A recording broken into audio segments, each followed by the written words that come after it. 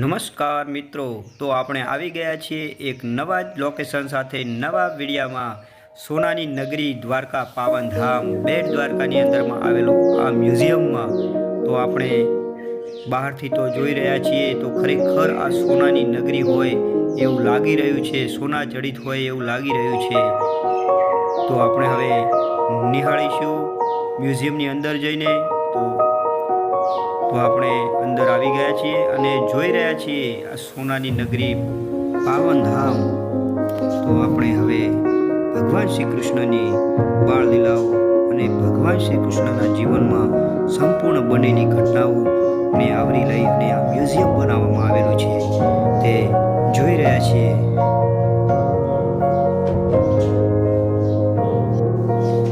તો અહીંયા ભગવાનના જન્મ સમયથી માંડી અને તેમના જીવનકાળમાં બનેલી તમામ ઘટનાઓને આવરી લઈને આ મ્યુઝિયમ બનાવવામાં આવેલું છે તે આપણે અહીંયા શિલ્પકામમાં નિહાળી રહ્યા છીએ. જાણે સાક્ષાત્કાર થતો હોય એવું લાગી રહ્યું છે અને તમે પણ આ વિડીયો સંપૂર્ણ નિહાળજો, તમને પણ મજા આવવાની છે.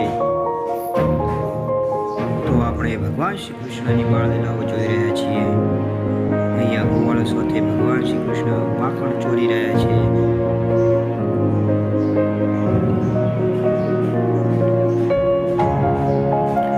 ખરેખર લાગી રહ્યું છે કે આ સોનાની નગરી છે.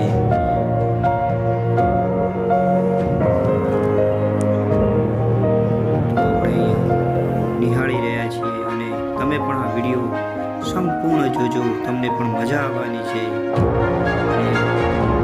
ખરેખર આ વિડીયોમાં તમને બહુ મજા આવવાની છે.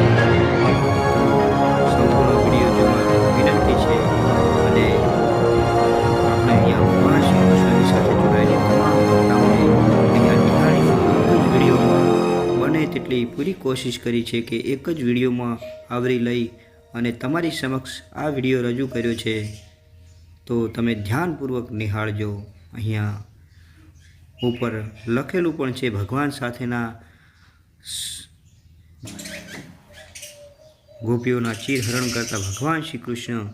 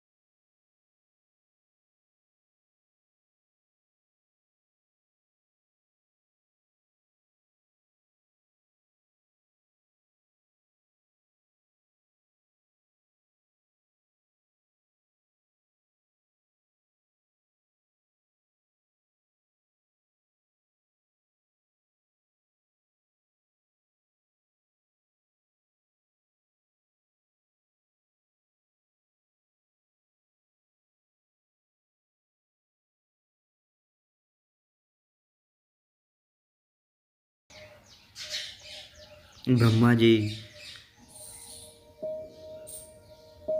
આપણે સંપૂર્ણ સોનાની નગરી મ્યુઝિયમના દર્શન કરાવીશું તમને અને તમે પણ કોઈ દિવસ આવો તો આ સ્થળની મુલાકાત જરૂર લેજો. સત્યભામાનું રોષનું અહીંયા આપણે જોઈ રહ્યા છીએ.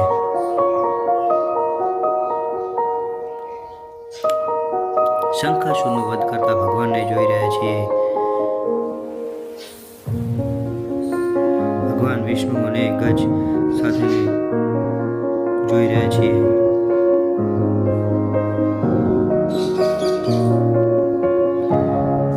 પરશુરામ ભગવાન, નરસિંહ અવતાર,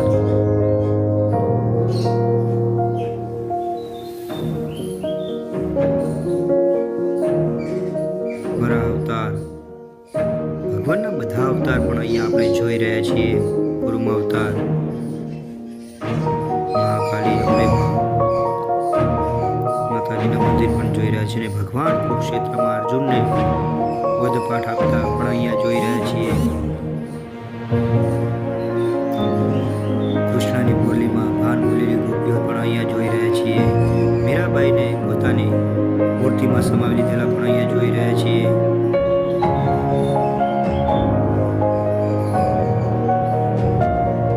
ત્રણેય બ્રહ્મા વિષ્ણુ મહેશને જોઈ રહ્યા છીએ. ખરેખર અદ્ભુત નજારો જોઈ રહ્યા છીએ આપણે. અને સુદામાના ચરણ રાષ્ટ્રપતિ અને ભગવાન શ્રી કૃષ્ણ ચરણ